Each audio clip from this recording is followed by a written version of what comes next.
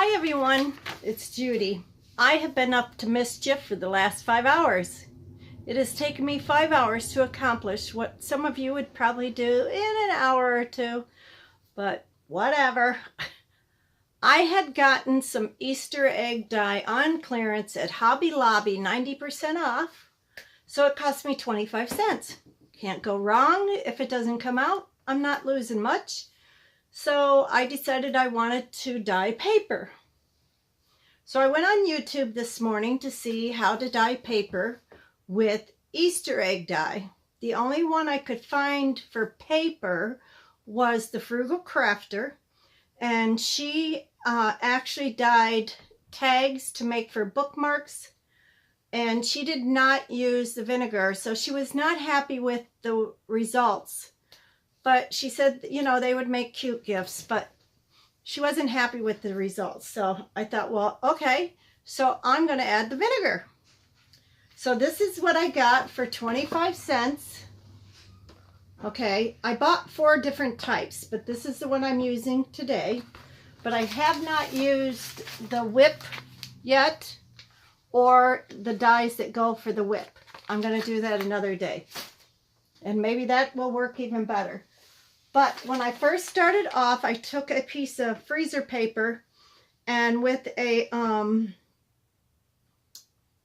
one of them things, you know, those eyedropper things, I put the color on, and I mean, they're pretty. I kept them, but they were not giving me the effect that I wanted because I wasn't getting full coverage, and when they went in together, they kind of muddied up, and I did not want that. I'm going down.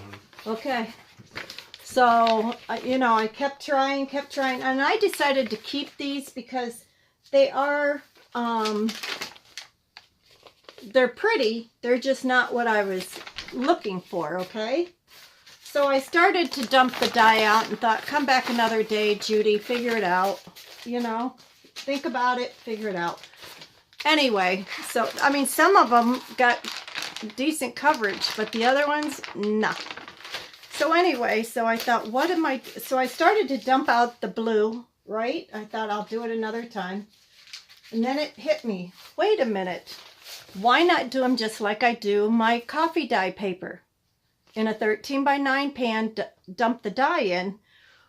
But I had to add an extra half a cup of water because it was so intense.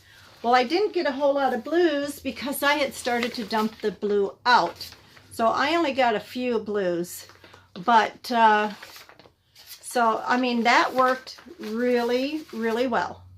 So I wanted to show you the beautiful colors that I got. Now, this is because this was all that was left on the bottom of the pan, so I wanted to make sure that I used every drop. Okay, so that's my blue. Like I said, I didn't get a whole lot of blue. This is my pink. I love this pink. Now, some of it, what I did is I took well, actually this should have been in the blue, but I took while they were in the oven, I laid blue on top of pink and so on and so forth, just to get a little, you know, added.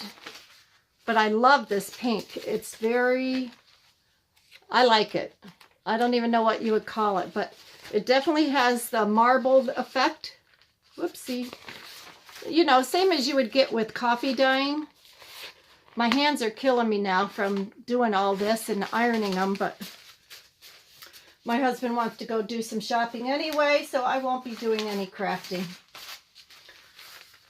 And, you know, I won't be able to use this. But here again, I laid the green paper on top of the pink in the oven. And that's the effect I got, which is what the effect that I wanted to begin with using the freezer paper. But it wouldn't work that way. Again, this was the end of what was in the pan, so I'm not going to waste it. I sopped it all up. So that's my greens. Look at this one. Love how that one came out. Love it. I have a few of those. The green really did do a lot of that. kind of stuff. But okay, so that's my green. And here is my yellow. Very pretty yellow. Some pastel and some intense. So I like how that turned out. And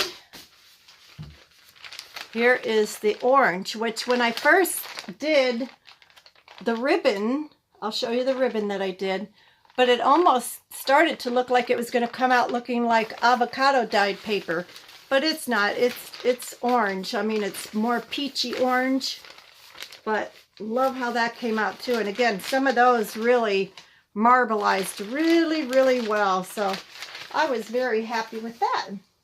So here is the ribbons. The only color I didn't do for the ribbons was the yellow, because I have tons of yellow ribbon and I don't use yellow.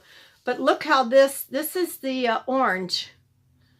Now why that did not soak in better to get more of an intense, I left this soak for quite some time because it just wasn't taking it.